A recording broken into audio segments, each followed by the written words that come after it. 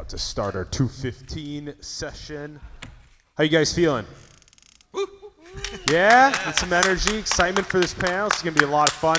Talking about Vaping Reinvented. What is new and hot in technology, design, and performance in vaping? So much. Those things are becoming discrete. They're becoming super small. There's so much more to unpack. I'm going to leave it with your moderator, who's going to introduce your panelists. Jimmy Devine, he's cannabis industry writer, senior staff writer at Cannabis Now magazine. Give him a round of applause to Jimmy. Woo! This is fantastic, guys. We're a thin crowd, but we're high energy, and I can feel it. And I just wanna start on that note. Thank you for being you. We're gonna get right into it. We have some true thought leaders in the vaporizing space. As many as you know, Americans are lazy people. So being able to buy a battery and some oil and just get high like that has been super popular over the past few years. And these guys have all been at the forefront of that revolution. We're gonna get right into it. Our first one is going to be Ryan from Vaporizer. He'll tell you, they've got some fantastic technology, shooting for that flavor, shooting for that super rip. He's going to tell you all about it. Please. Yeah, so like you were saying, I'm the CTO of Uber Vaporizers. We are a vaporizer hardware company based out of Seattle who have some new things that we're really excited about. We created our own new cartridge, and instead of kind of trying to figure out how to make the ceramic work better or the outside of the cartridge work better, we actually looked on the inside and thought about what we could do differently on the inside. And so we actually developed a micro-porous glass element so that all your oil then is filtered through micro-porous glass.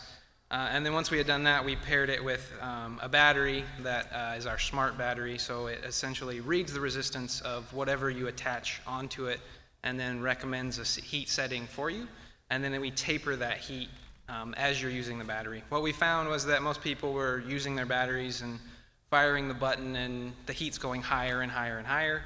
So we decided that we would control that a little bit, make sure everybody has a similar user experience when they buy something, and so we taper that as they use it. And so that's the main new tech we have kind of out in the booth right now. Yeah, and I still work in the dispensary field as well, and batteries fly. And this is one of the wildest batteries I've ever seen. LED screen, all that jazz, and compatible with most of the market. Different direction. What took you guys there? Yeah, I think it was just sort of, in the state of Washington, it was sort of a race to the bottom with batteries, of everyone just sort of rebranding a battery and then trying to sell it for cheaper and cheaper and cheaper.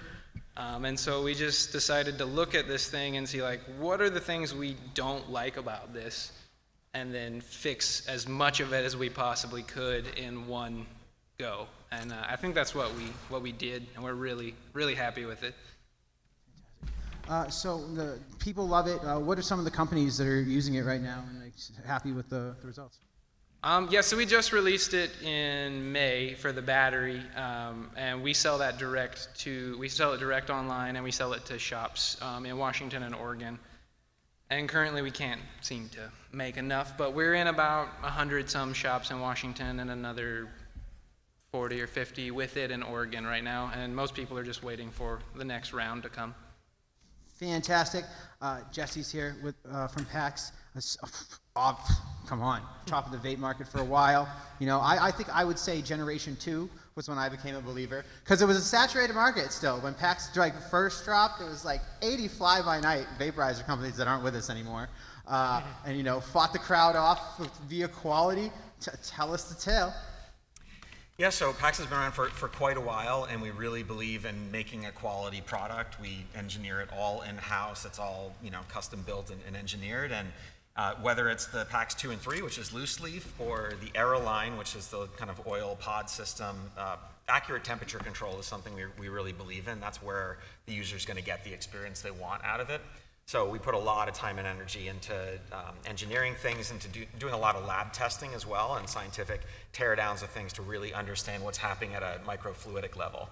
So, we're trying to meet every occasion, whether it's you sitting at home and doing the loose leaf thing, or you have your Era on the go. But really quality is the thing. And it can be quality every day, or it can be quality for a special occasion, but we want to have a product for all those moments. So you took that expertise of each generation and put it into the Era.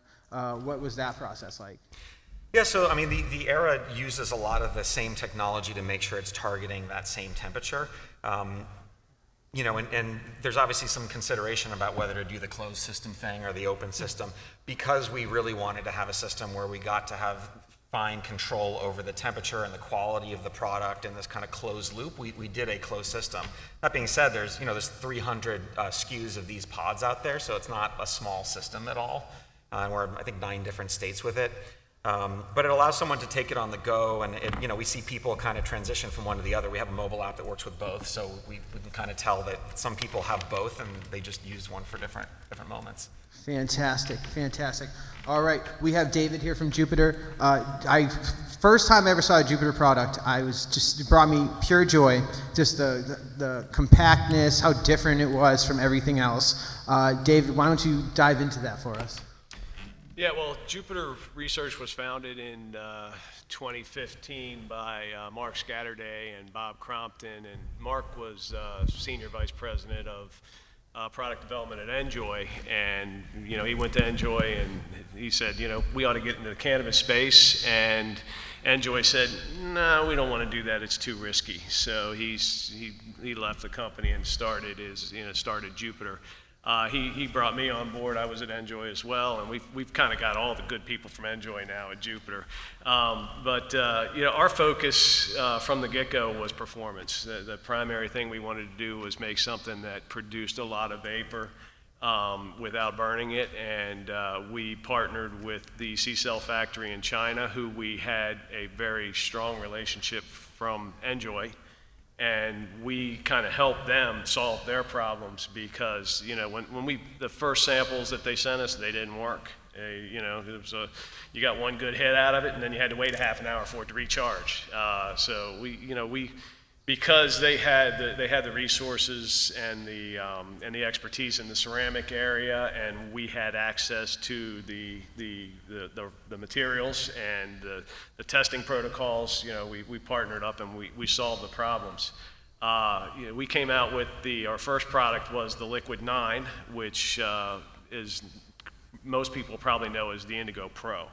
That was our very first product. We tried to sell that for like 9 months, and we couldn't get any takers because it was a closed system, and everybody wanted to, they said, well, the users are running around now with these 510 connections. We want 510 connections. So we went back to the factory and said, let's build a 510 connection. And sure enough, it's been just, it's been going great ever since then. Yeah, it's a sick product. Yeah, we are. We're kind of right now. We're kind of in that sweet spot where it's one of our objectives was plug and play. We wanted it to be simple. We didn't want users to have to read instructions. We wanted them to be anybody to be able to buy one of these things and use it right out of the box. And that's where we've stayed. We've got some new stuff on the way that might be a little bit more complicated, but we're going to try to keep it as simple as possible. And we're kind of looking at go both ways. We're trying to build some higher performing devices for the real enthusiasts, and then we're the microdosing as well, because that's a market segment that you hear about. We haven't had any customers come and ask for it yet, but when the time comes, we're ready to go. We sell all over the world. The Liquid 9 is registered as it's a minor variation to what Indigo sells here, but it's registered as a medical device in Israel. So it's the first medical device for cannabis anywhere in the world. It's been a ride. It's been fun, and I'm just looking forward to every day, coming to work every day. Fantastic. All right, last but not least, Danny, you have such a unique view on things, just trying to create hardware that allows operators to fill all these guys great products, or and whatnot. Feel free to dive in. Sure. So first thing I'll say is this is a really cool panel because at any given day, the four of us are sometimes partners, sometimes customers of each other, and sometimes competitors. So I appreciate being on the panel with these smart guys over here. We are really a workflow automation company. We're not a product-specific company. We are a systems company. So our goal is to solve problems for you. So if you're a grower or you're a cultivator or if you're a oil filler as a service company, we can help accommodate that. We have customers coming to us asking to fill pods. As many of you guys know, filling is not exactly a fun process. Capping is not a fun process, and so we've really done a number to go out and do that. We fill, Jupiter systems. We may or may not be able to fill certain pod systems that are sitting on the panel as well, but we can pretty much try to fill everything as long as we have authorization from the manufacturers to do so. Which we do in most cases. And so our goal is to make your guys' lives easier from the side of filling, capping, and then also having proprietary technology. So we try to be a friend to all and learn from these guys on how better we can help them operate and automate their post-oil process. Concentrate. For sure. What obviously the market demand alone dictates like such a necessity for what you guys do. Sure. What has it been like over the last 24 months, just watching demand continue to expand and? Sure. So I'm in a quiet period, so I can't tell you too much on trending. My opinions on trending. However, I can say this. We see pods now becoming much more dominant in the space than they were before. We're seeing the growth of that, the demand internally for us be higher. I'll say that the demand for other types of materials, so when we first rolled out the machine, it could only, the 710 Shark, if you guys have ever seen this system, it only filled cartridges. Now it fills tinctures, we've seen tinctures dial back a little bit, but we're seeing pods increase, we're seeing syringes take a very a big uptick in demand. Disposables, now that we have a high quality disposable in the marketplace amongst these guys and others, we're seeing the demand for those go up. I always make the joke that that's what the product my mom would use. My mom still thinks I'm a drug dealer, so it's a whole disparate thing. But we're trying to understand scale, right? Our business is helping everybody in this room scale, and so. Like I said, sometimes we're competing to do that. Sometimes we are partnering to do that. But those products, I think, are growing really well. I mean, vaporizers are vaporizers, and the demand is going up every single month. But I see these other products chipping away at that number. Besides flavor, and this question's for everybody, what's the toughest part of the market right now? What's the most competitive part to be the best at? A lot of people are doing well. You're just like, it's a hairline race to the finish. And whoever wants to dive in first is more than welcome. You guys. Well, I'll speak of one of the challenges that I think a lot of us deal with, including in some of the machinery, is that cannabis extracts of all these different types vary greatly in things like viscosity and surface tension and things like that. So a lot of the extraction methods and whether or not they're thinned out with terpenes and things, various price points they're trying to hit greatly affects the actual material being put into a lot of our products. And so yes, to some extent we're competitors, but I think no matter what, we all deal with the fact that at the end of the day, we're being asked to create products that can tolerate an extremely wide range of substances. And it's really crazy. If you look at the kind of e-cig market, so to speak, and like nicotine type things, the range of viscosities is much more narrow, much more narrow. Right. But we're looking at things that are down to like a couple hundred centipoise all the way up to 250,000, 300,000 centipoise, and that's a measure of viscosity. And that's going basically from like thick water, like basically like cold water, all the way up to almost like thicker than molasses, and making something that can withstand going up to a mountain peak for someone who's snowboarding and also be fine on someone's dashboard in Arizona or whatever. Right. Like, competitors or not, I think we probably all agree that that's one of the challenges. And at the same time, air has to go through this thing. And it has to not leak. So I think keeping up with the market in terms of what the customers want, what the extractors are interested in filling, and being able to do that with hardware that no matter what takes anywhere from 8 months to 2 years to develop. Hardware is a very difficult thing to create and definitely does not move at the speed of things like software. So I don't know if you reject that or agree? No, But, I yeah. 100% agree. I mean, I couldn't agree more. That is probably the biggest challenge that we all face is the infinite number of formulations that you can that might get put into these cartridges, and the fact that there's so little information available about cannabis and about terpenes. I worked for 22 years as a chemical engineer, and if I needed to know what kind of seal material to use, I could go to a compatibility chart and I could look it up. Well, if you go to the compatibility charts, you might find limonene, Right. you might find pinene on, but then that chart might not have the material that you're interested, the elastomer that you're trying to put in there on it. So it's, and then what happens when you put all these things together and they interact? That's another question. I mean, really the only thing you can do is try it. I just had a conversation on Instagram a couple of weeks ago with somebody who brought up the fact that somebody discovered that a compatibility chart that showed that limonene and silicone were not compatible. Right. And it's like, well, everybody's using silicone, but we're not using pure limonene either, So, and it was a good conversation, but that is a challenge. That is probably the biggest challenge, is just the variety of things that we have to design. We have to keep in mind when we design these cartridges. Yeah, I'd like to tie in Vuber in this conversation because a lot of people are concerned about how they get their cartridge. So we actually had the first failure of our machine this week. It was the first time we've ever had a customer we found that we couldn't fill their stuff. They cut their oil, what they claimed 2%, a 2% cut on their distillate, and they were unwilling to heat their oil above 55 degrees Celsius. So I don't know how they're filling anything, because that is almost a solid. We happily refunded them. We said there's no way we can work with you because we don't know how to move oil. If you're not willing to give it time, temperature, volume, I mean, all these things have to go into, it's fluid dynamics. It's kind of not as difficult. But let's assume they did get it full, okay? Let's assume that the customer was okay with heating it up to, let's say, 85 degrees Celsius or whatever. We used a 15 gauge needle. We did everything to get it into this cartridge.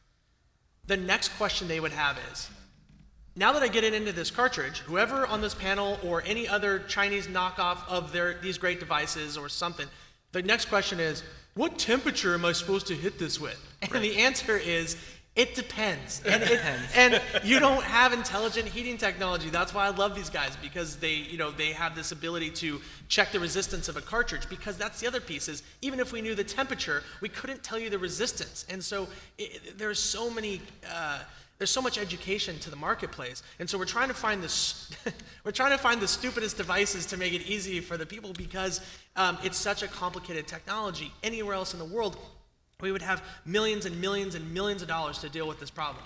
We're in an undercapitalized market where we're using the best people we know in these industries to do this for pennies on the dollar, because the industry is not capitalized well enough, and we don't have an education campaign to go out and explain to people how to drink responsibly, how to smoke responsibly, how to do these things responsibly. So, the battery guys is the last step that most people don't take into account.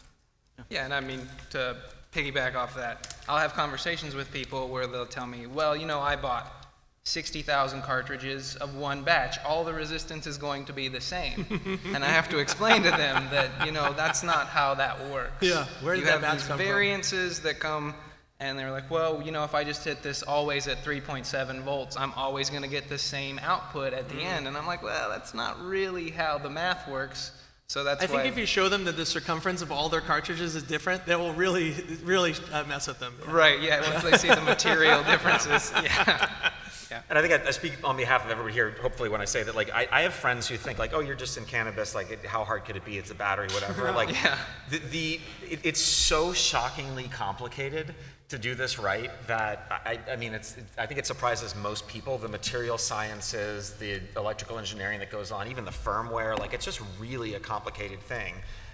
And you put the best, smartest people in a room to work on it, and still it's quite a challenge. It's, to your point, this really takes a lot of resources to do right. Yeah, I always make the joke that we're the cranes behind the casinos. The casinos are super cool, but nobody cares about how they were built. I worked in telecom for a very long time, and I remember one time I was at a conference speaking to a group of people, young people, And I was telling him how telecommunications works. And this guy raised his hand and said, I really don't care as long as I can use Instagram. I go, we're the reason you can use Instagram. So it's a struggle for us. And you know, I had a CFO once tell me, I was in China working with one of our factories to perfect something. And he said to me, I don't understand why you have to go there so much. This seems like it should be a lot easier. That was exactly what I wanted to pick you. Oh, I'm so happy you said that. Manufacturing, like when you're pushing the bar, the harder it is to get the other guy to build it right. What has that process been like for you guys? Yeah, so I mean, me and Danny were talking about this last night. You know, people see the final product, but they miss the like night staying up till 4 a.m. on Skype and WhatsApp, like sending the same things over and over and over again, trying to get this stuff right. And like Jesse was saying, this is very complicated. Even these little tiny pods and these little tiny cartridges, although they seem super simple, are very complicated to get right. And so just the never-ending barrage of like trying to make something that just works every time for people and make it at an affordable price. Well, authentic products too. I mean, Yeah. these guys are getting knocked off all the time. Customers come to us and say, yeah, we use Jupiter. And we go, you do? And they go, yes. And then we look at the bottom. As a manufacturer, do you have to worry about whoever you're working with just taking it and running it when they're done with your contract? Just the machines keep going, you know? Well, I mean, maybe I can speak for everybody here, but I would imagine all of us have had brokers email us trying to sell us our own Yes. designs Yeah. that Yes. were not people we worked with. Like- Yeah, unfortunately, we get companies saying they're using Jupiter. We know they're not using Jupiter because we can tell that it's not an authentic C-cell cartridge. And then they'll accuse us. They're like, after we used your machine, the cartridge leaked. We're like, that's not a machine problem. That is a cartridge. You're buying a knockoff product. And so when you talk about manufacturing, there's two sides of that coin. One is many of us are still manufacturing in Shenzhen and Guangdong and all these other places because it is cheaper, but we're looking for better ways. We're always looking for increased efficiency. The problem is as soon as we increase the efficiency or we slightly change, somebody will knock it off. You know, we get emails every day that show me their systems, and I laugh because I'm like, we don't want our customers to use inferior systems because then we have to develop new filling technology to fill inferior cartridges. I mean, we're working backwards all the time. So we're constantly reinforcing authentic products. We only work with 3 pod manufacturers in the world, and they're all authentic pod manufacturers. We do not do any knockoff work. Yeah, we are blessed to have a very strong and robust relationship with the factory that manufactures C-Cell that goes back, in Mark's case, it goes back 10 years. In my case, it goes back 5 years. wow. So that's You know, we've been working with this same group over there in China, and we are blessed. And they understand. We have convinced them of the need for quality, and we have convinced them of the need to have consistency in their manufacturing process and to demand the same from their suppliers. And I'm over there 5-6 times a year. And when I'm there, I focus on quality. I go straight to the factory where they're manufacturing them, and I sit down with their quality group, and we talk about quality and ways we can improve the process and the ways that we can, how can we measure, what ways can we develop to measure consistency. I'm a Six Sigma guy. That's my training. They're starting to adopt that. They've done some training now on Six Sigma. They're actually the factory where the actual C-cell atomizer is manufactured. The guy in charge of that factory is an ex-GE employee, Six Sigma guy, and he's Chinese, but that thing is rock solid. It's the most American factory that I've seen in China, and we're blessed that we're working with them, and because I've been to other factories over there. We worked with others at Enjoy, and they are not they don't see the world the way we do. Right. Yeah. How does someone when these guys are trying to do bulk orders to get these cartridges to fill, how do they, protect themselves and not invest in the wrong, the knockoffs and whatnot? What's the best advice you can give people just to make sure they don't get their hands on the wrong stuff? Well, my advice is don't buy directly from China, because you don't know what you're going to get. And if you buy from them one time and your first 100,000 cartridges are great, don't count on that being the same the next time. You know, and that's one of the things that Jupiter provides. If you buy from us, we manage that part of it, and we maintain the quality and consistency through our interactions with the factory, and daily communications, and just teaching. We're teaching them. They want to learn. They want to be the premier provider for this industry. They really do. They see the value in it, and they want to learn, and they want to do it right. So that's probably our biggest asset. The problem is sometimes people think that they have Jupiter. And that's one of the problems that we have, is that sometimes people are not buying direct, and they go, oh, I bought from a guy, but he buys direct, or he resells this. And what we end up seeing is inferior cartridges, all the wrong size. I mean, we measure cartridges more than anybody probably up here as far as for filling, right? So we measure the circumference of every single cartridge. We're building these boards, and we see the difference between. We never have a problem if we're testing a pod from a manufacturer like up here, or a C-cell cartridge that comes from Jupiter. They're never a different size, ever. But if you buy directly from China, they are all over the place. A lot of times they'll go, your board is not the right size.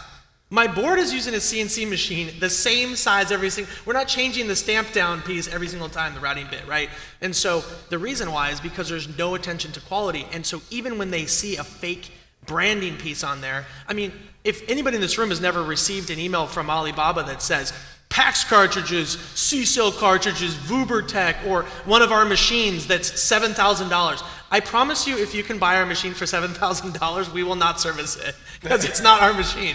So the knockoff problem is part of our problem. And that's one of the instances, is that our customers think they're doing the right thing, even when they're not. And so if you say to me, I got these C-cell cartridges for less than $1, I promise you do not have C-cell cartridges, right? And so if you have a PAX cartridge or a PAX pod, and you are claiming you're approved by them, and you want us to help you fill that, and the pods you got were 4 cents a piece or 40 cents a piece, we will not do business with you, right? And so we have to have standards as well on our side, because we have to help stop some of these problems at the filling portion. And it's a brand protection thing. I mean, obviously, like, it's easy to say, like, oh, you guys are worried about losing money to knockoffs and stuff, but it's also like, you can hear the amount of attention to detail and quality that we believe in, and that the knockoffs generally don't deliver that. And so we don't want our customers to have a bad experience, and we also don't want them to have an unsafe experience. And so there's no way for us to know that these knockoffs are paying the same level of attention to the plastics and the metals and all of the testing that we do, and they're probably not. I mean, that's why it's cheaper. And so it's really important, and we do go after knockoffs. We have to. Part of our strategy, and there's pros and cons to every strategy, but part of our strategy is this closed system, because the only place you can buy authentic PAX pods from is PAX. Like, we have a whole portal where all of our signed partners buy their product, and it's all stocked in America, so we deliver it in like 2 days, and they just get their pods from us. There's no other place they can possibly get those pods. And so it's a little bit of a cleaner story, but again, there's pros and cons. But it is a problem, and we have to keep on going after it. You can go on Alibaba and find those PAX pods. They're obviously not right. No, we actually order them because we tear them down and figure out what line. I was actually going to buy my machine to see if I could make it cheaper. Yeah. Well, that's the thing. Like, we know what our molds look like, and our copy molds look like, and our copy tooling. Sure. So we go back, and we can also identify in some cases, like, oh, that was the reject mold we had from line 40. Sure. The manual. Figure out who did that. So it's not untraceable in some cases. The manuals they use are our manuals sometimes too. So they use my manual that I created for version 1 machine on some knockoff website. And I was looking at it, and I was like, wait, I created that manual in like PowerPoint in 2014. This cannot be, but they're still sending that out. And so it looks authentic to some of the buyers. Yeah. Sadly, it does, but it does. I mean, we had a cartridge that was just posted on our website. Basically, it was a 3D render file of like, this is something we're working on. And it looked nice, and we just finished it maybe 2 months ago, and maybe 3 months before that, someone in China had just gotten on my website and tried to recreate what they thought I had made, and then emailed me and sent me samples and wanted to sell me the cartridge that we were making. Yeah. And so it's just ridiculous. Like, it's insanity. Oh, man. Besides knockoff merchandise, What are some of the not so good trends in vaping right now that you'd hope to see us move away from in the years to come as it continues to evolve and become more popular? I think there is always going to be a part of the market, certainly, that is after like lots of vapor, and quality of vapor will exist in the form of quantity for people. That will always exist, and by no means do I think we shouldn't address that.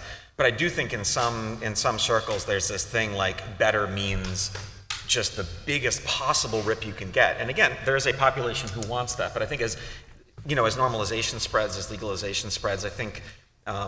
But this doesn't happen other places. Nobody goes to a bar and goes, "Give me 3 shots of Everclear Exactly. Immediately." Exactly. You're like, what? And I think it kind of does And by the a way, disservice. if they do, they Right. will become my girlfriend. Right? Oh my God. I think there's some disservice that is done to the entire industry and to the movement if that becomes the message out of this industry, that like we're all here to just get people as high as possible. To me, that's a fail. And Right.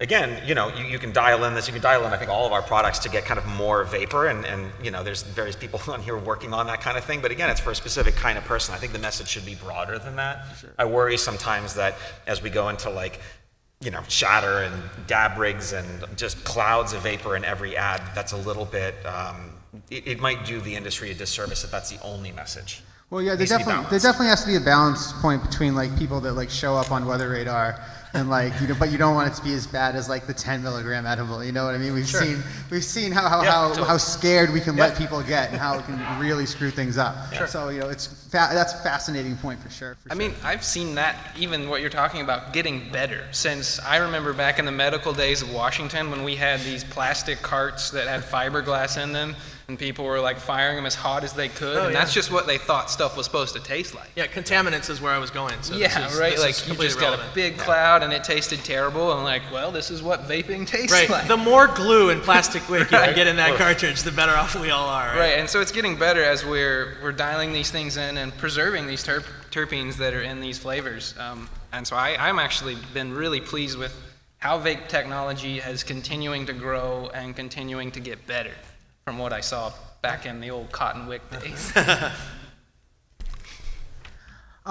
You guys are manufacturing overseas. Has it ever been a customs issue? You hear about these cannabis companies that sometimes will have whole batches lost to paperwork and whatnot. I'll tell you, the tariffs are a thing. Yes. They're a thing. Yes. The call it tariffs. we call it the Trump tariff on our website. The tariffs the are a Trump thing, tax. right? It's happening. And I will say, like, I think a lot of the products that a lot of us use every day are made in China, like iPhones and all that stuff. It's obviously possible to make good products there. It just takes a lot of vigilance, and you have to choose the right CM, and there's a lot of quality and manufacturing controls put around things. Creative language. Yeah, I actually don't think we've seen a lot of customs or issues like that, especially since like they're obviously not being shipped filled. It's just kind of a hardware piece. We list ours as essential oil atomizers. We don't have any issue. Yeah, we found ways around it too. Sometimes batteries, I guess. Maybe Vuber, you have a harder time than us. I mean, we get FDA inspections that'll last for 2 or 3 days, but nothing that's ever been crazy. Yet the tariffs are the same with us. The main thing we've noticed. If you guys notice a 25% increase in all of your pricing, it is legitimate. Yeah. It's not us, trust me. So yeah, that's what I was just about to say. Ford said they lost $1 billion because of these tariffs. Like it's hitting like that, huh? Yeah, it's a real thing. I mean, 25% is kind of no joke, and all of us are involved in. And we're sharing that cost mostly. We're not passing on 25%. I don't think we can afford to because the marketplace would get hit for that. So our margins are going down as their costs are going up. This is a terrible economic model, right? I studied economics. I don't know if I did that well, but I think that's bad, right? Yeah. If our margins are going down and the demand is increasing, but their prices are going up, I mean, it's hurting all of us. And so, the intent of this thing is more jobs in America, made here in America. Let's bring more work back to America. That's not what's happening here. We're now looking for other ways to source our products than just China. So all it's making us do is look at other alternatives, because there's no way we could produce in the United States these tiny pieces. I mean, your pricing would go up. I think on average we see about a 200 to 300% increase on an individual little tiny piece. So it would cost us about double what we do today. We as the company that we use to do the importation for us is actively trying working to get an exemption because the product is not finished when we receive it, and it actually there's probably more energy and work that goes into it here in the U.S. than in China, and we're trying to demonstrate that so that we can probably maybe get an exemption for the products. I think there's a possibility that might happen. I mean, we've got the initial, what was it, 8% the first round. Yeah. That goes up to 25% in January. We're hoping to get this done by January. It might not fly, but it's worth a shot. Wow. As far as importing, when we first brought in probably our third or fourth shipment, we got dinged by the FDA. Because we're not importing it as an e-cigarette. We use a different code for it because it's not an e-cigarette. It's not tobacco. It's not intended for tobacco. We've been very diligent about making sure that nobody's buying our product and using it for nicotine or tobacco products. Then the second go, so we told them what it was for, and again, we used something about natural plant extracts, I believe is what we called it. And so then the next shipment was held up so the DEA could look at it. Right. Yeah, we've had this too. And we hired an attorney at the time to help us manage that. And what we learned was that we do a lot of white label. And you cannot have any references to marijuana on your brand. You can't have a leaf on there. You can't say marijuana on it. You can't, there are things that, and we're diligent about that too. Sometimes the customer you're delivering to is also causing a problem. We delivered a machine to a customer. It was confiscated. We've never seen that machine back because we were delivering to, I think it was highweed.com or something, the machine was confiscated. But that's the only machine that's ever been taken from us in the probably 400 plus machines we've shipped in the last. We've been around for 5 years, but 3 years with our equipment. But it is scary every time. Like every time they clear, we go, all right. It just seems like. That's a good percentage, though, dude. Yeah. Like you gotta feel. No, we're doing our best, but I mean, if the atomizers too. I mean, batteries is what we're having the major issue with right now. That we have the most fear about with these lithium-ion batteries not being able to travel into the belly of the plane and all this sort of stuff. So this is another issue that we're potentially facing. So thank you, Samsung, for that. Samsung. I know it was a Samsung and hoverboards that has ruined our business. Yeah. And tariffs didn't help. Well, yeah, tariffs. That's one guy, buddy. So would that be? Is there an argument to be made that that's like the piece of the industry that's feeling the tariffs the most directly? Like what else? Maybe some the dudes with the big grow trays. I don't know. Like they're probably getting hit too. But I mean, it's for scale. It's crazy. In the cartridge game, it's slim anyway, and I'll speak once again for Washington because that's where we do most of our cartridge business. When we sell someone a cartridge and then they wholesale it to a retail store, the margins that both of us are getting are very, very low. And so anytime you come in and say, to me, I got to go up 25% more, and I got to go to my other guy and say, well, I got to figure out how to do something here, there's just not that much room. For either person. Crazy.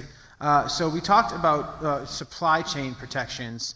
But what about actual, protecting the brand? Like, how do you guys account for the quality of the oil that's going to go into it? Not being tagged along, tagged along with like some Midzi oil. It's that's a nice PAX pod, but it tastes like dirt. You know what I mean? So that's part of why we like having a closed system. We get to approve the filling partners, the brand partners that we have on the platform. Now, in that, we still want a range. We need to make sure the consumers get to have something that's kind of more their everyday, pod, and then sometimes their kind of special occasion thing in the same way that you do for, alcoholic beverages or whatever. But wherever possible, we're getting the lab reports. All the state-based testing and stuff has actually been a great help because it makes sure that everybody is above a certain bar. But yeah, we're getting the lab reports whenever we can, and we have the right to basically not have people on the platform if we believe that the stuff they're doing is shady or doesn't meet the standards. So that's something we do, and because we're the only people that sell the pods, we get to control that. the majority of our customers are selling as their own brand. Yeah. So we're just the hardware supplier. Same. It does say Jupiter on the bottom of it, but we're not really I responsible. sleep easy. And so, it's their brand. That's what they're putting out there. They should be proud of it, and it's so far it's been good. That's for sure. Yeah. You're giving them the opportunity. It's not up to you, the quality of that product, for sure. Yeah. I mean, I used to, like, when I first started in this, and I was like, a shitty oil and a good cartridge is better than good oil and a shitty cartridge. I think it's true. I mean, as long as unless the cartridge the- contains contaminants, Right, right? right, Unless there's right. glue in the cartridge, like, we see cartridges come to us all the time. Somebody goes, "Hey, I really like this cartridge." I go, "I bet you won't really like it when I tell you what's in it," because it looks really clean. There's no, it's all glued at the bottom, and we try to explain to them this is bad with terpenes. But to answer your question more specifically, as long as our hardware doesn't have contaminants, we're okay. So if whatever we're selling them, if let's say they're using a third-party cartridge, not our own, like we have proprietary technology, everybody here does.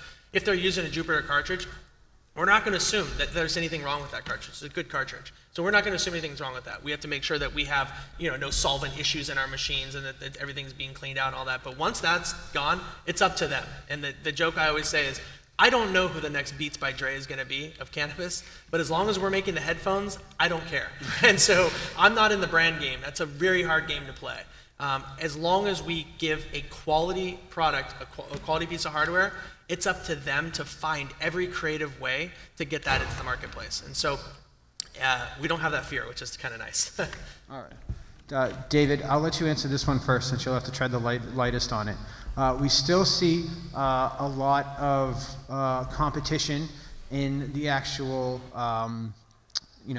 whether the 510 thread, whether they're talking about C-cells, whether they're talking about packs. Does that competition's going to continue to inspire innovation to, try and to prove that those separate vehicles are the best way to drive to that high?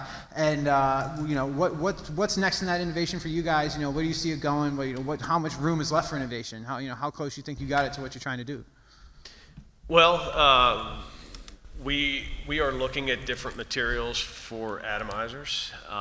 We are installing right now we're relocating our offices in Phoenix into a larger space because we outgrew where we were. And part of that is we're going to be installing a 1,600 square foot laboratory to allow us to begin doing more detailed and developmental type work and get a better understanding of, what are the things that drive the performance of the cartridge. The other thing that we're going to start doing is we're going to start looking at the safety of them. We're going to start, measuring, looking for breakdown and degradation in the product that goes in, comparing what went into the cartridge with the vapor that's actually coming out to see what's actually happening there, trying to get out ahead of that kind of thing, because that all happened in the e-cigarette space. People started to say that the process was breaking it down, it wasn't safe, and we want to get out ahead of that and be able to show people, look, you use a C-cell cartridge, there's no change, or the change is negligible, or we know what that change is and it's not going to hurt you. It's cool. It's kind of cool that you guys had the e-cigarette boom to see what bad PR looked like the possibilities, just to see somebody else mess it up, to just know how Yeah. Yep. All right.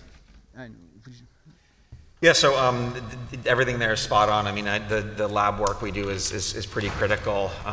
We have a lot of work that we do on watching what happens to temperature and fluidics flow. We have smoking machines, so we can see what kind of TPM we get at various viscosities and various puff draws and all sorts of things. And yeah, sending lots of lab samples out to see what kind of harmful or potentially harmful constituents we have come out of the pods. So everything's on the table in terms of materials. We're always trying to improve. I mean, I think that's one of those things, especially in hardware where the lead times are, a year to 2-3 years.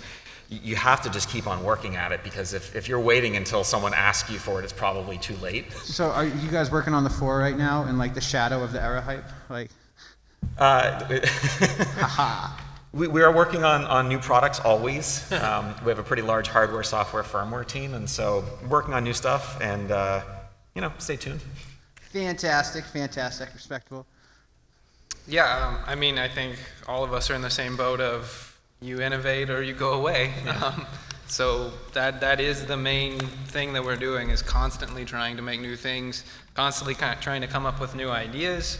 And then same as what these guys were saying, just my goal is to preserve as many of these terpenes as I can. So me and Danny talked a little bit about dry herb vaporizing. I want to, when I vaporize from dry herb, I want it to basically taste like when I inhale on a pre-roll before I light it. That's where I want to get to. I don't feel like anybody's gotten to there yet. Everything always tastes a little different after a couple puffs off of any dry herb vaporizer that's out there. And I feel like we can still move in those flavor ranges to make things better and better and better. So you think that one of the main things left in innovating is preserving those terpene profiles for the longest time possible until it gets into you? Yeah, and I think extraction is getting more and more. I've seen some really cool things that not too many people know about yet that are coming out with new ways to extract, and so they're preserving some more things than any of the extraction methods that have been before. And I've tried some of these oils and realized what we have now from basically across the board doesn't seem to cut it, so we have to design new things for the things coming out. So we're starting to see a wave of these two slotted batteries now for mixing terpenes and profiles and whatnot. What's you guys take on that? Because now there's a few of them. There used to be one. Now they're starting to roll out. I know I'm not sold yet. I'm not sold. What, so they're mixed? So yeah, it's two different terpene profiles. You hold it. It's like a double barrel battery. It's a double barrel, and then there's a couple other guys doing it now too. I mean, it's there's no end to consumer preference. I mean, I used to design.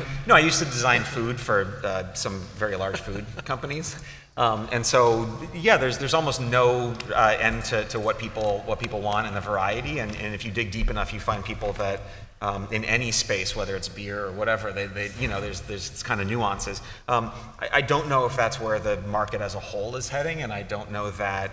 The people really crafting these super high-end extracts or concentrates, I don't know if that's really what they would want. To me, it seems like you'd almost taking two really good wines or two really good whiskeys and just kind of dumping that. So again, everybody has their own preference, but if you're trying to get the best out of that craft put into it, it seems a little odd to me, but Yeah, it's fickle, right? Because I've never thought about smoking 2 cigars at once. This has never been something I thought about. But then again, as consumers, we can't always understand what the consumer's going to pick. As an investor, one time they pitched me Twitter. I thought it was the most ridiculous thing I ever heard, and they seem to be doing okay, right? So sometimes I don't understand consumer movements because I don't understand the movement. But what we did was we set aside a customer consortium. So we have 5 major customers. They kind of guide us, and they tell us what their consumers are desiring, and then we kind of try to help make custom products for that. Because it's really hard for us on the hardware side to guess what some of these guys are going to do. Because if you showed me a double barrel, I think it seems kind of cool, but it doesn't make any sense to me as my own personal consumer.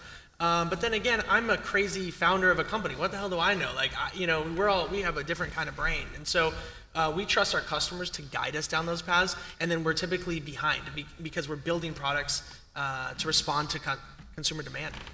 The industry is so new, we have no evidence. We have no, they go, well, just look at the analytics. What analytics?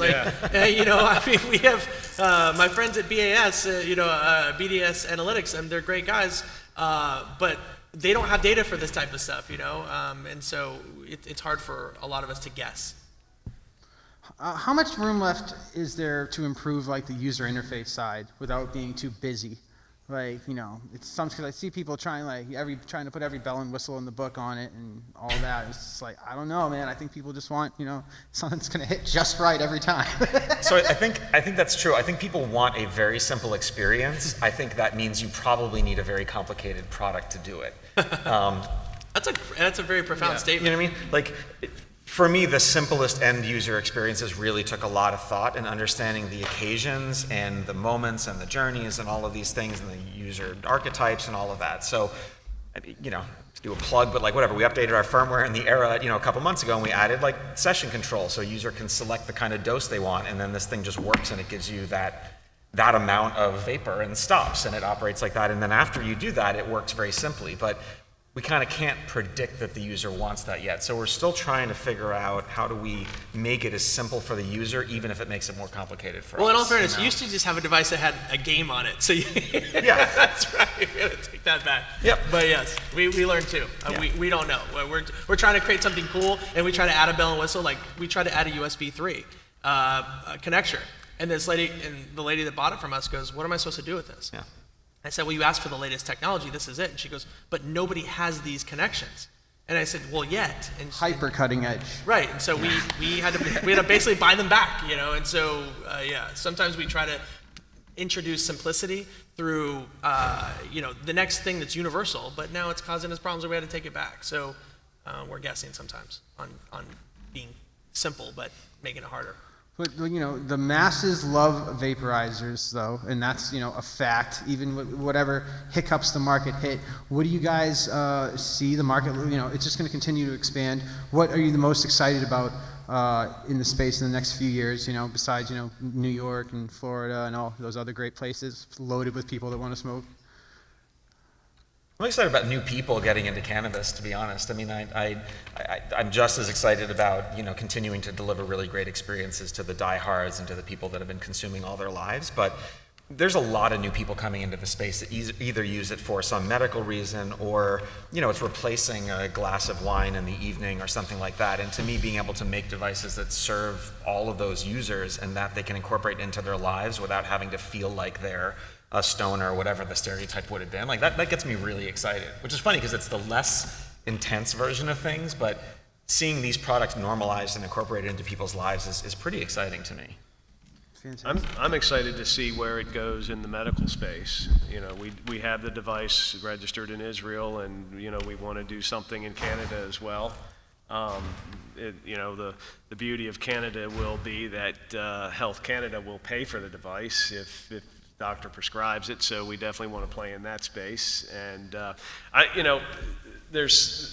we've been talking to some parties and talking about ways of providing a clinical type device that would communicate data back to the doctors so that they can understand when people use it and why they're using it and things like that. So I mean, that's all exciting.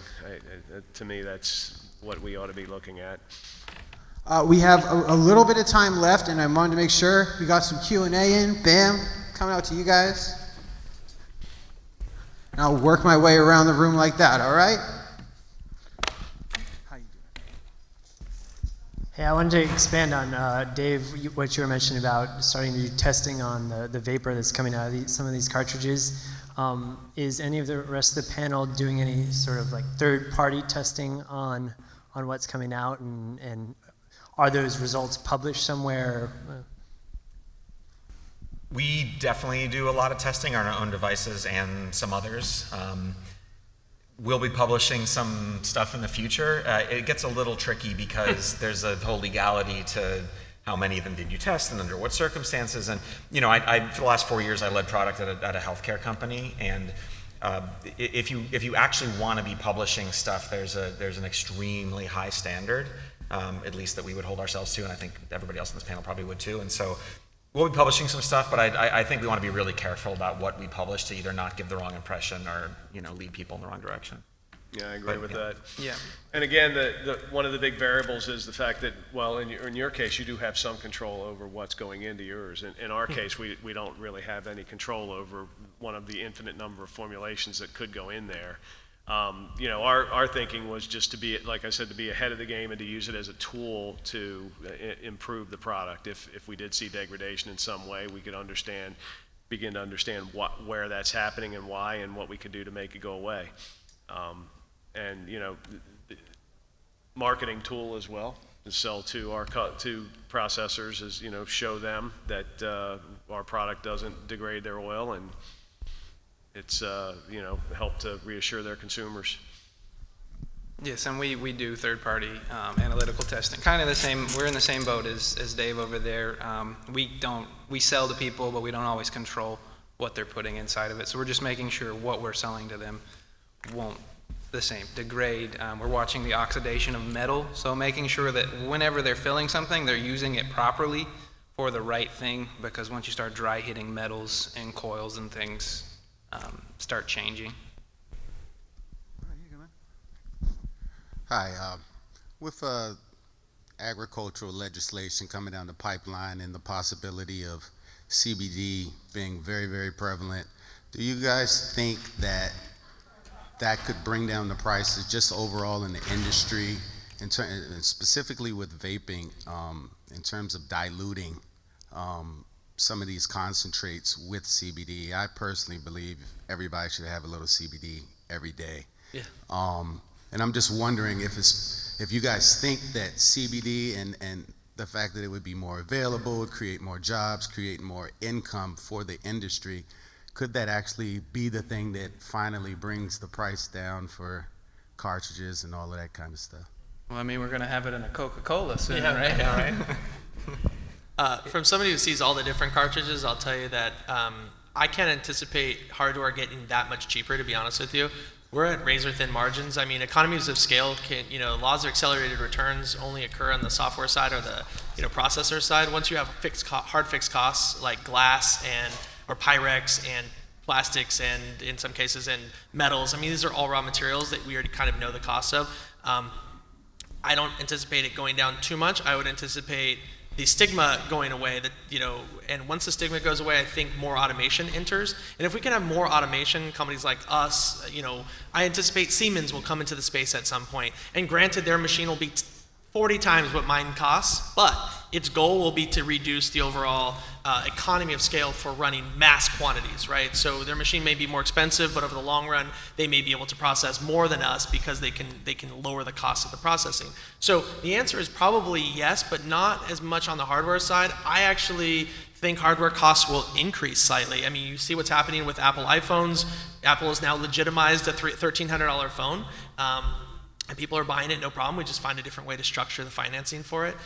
With things like tariffs and that sort of stuff, no telling what this administration does. So, I anticipate hardware staying the same, if not getting a little bit more expensive, but it's going to get expensive because it's going to be better, right? And so if you're buying the cheapest stuff, don't buy from us. We're not the cheapest. But if you want to buy Apple quality products, these people on this panel are Apple quality products. If you want to buy a PC compatible Raspberry out of Alibaba because it's $13 cheaper, that's an option too. So I don't know how much it cheapens. I don't know if these guys will disagree with me or not, but being somebody who was on the hardware side for a very long time and worked in data centers, the only thing I ever saw get cheaper, man, was storage, and everything else got more expensive. Yeah. We're already operating at scale. I mean, we're getting ready to open up another factory very soon. So yeah, I don't see how an increase in demand is going to bring the price down.